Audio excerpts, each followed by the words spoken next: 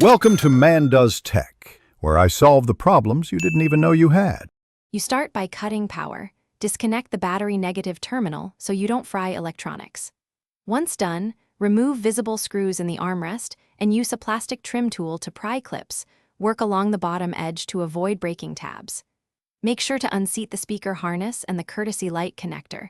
Lift the door panel about 1/2 inch and rotate out.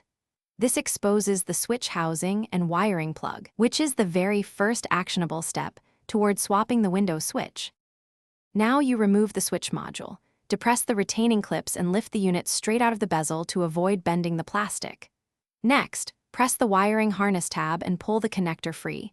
Inspect the pins, clean lightly if corroded so contacts are reliable.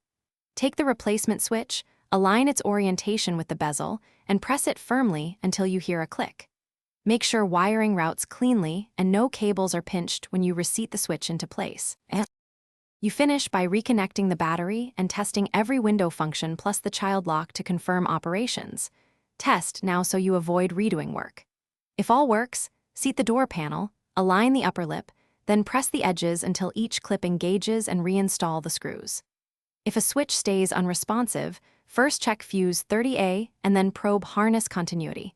Sometimes a pin is bent or a connector poorly seated. If you encounter resistance when seating the panel, Thanks for watching. If you found this helpful, don't forget to like and subscribe.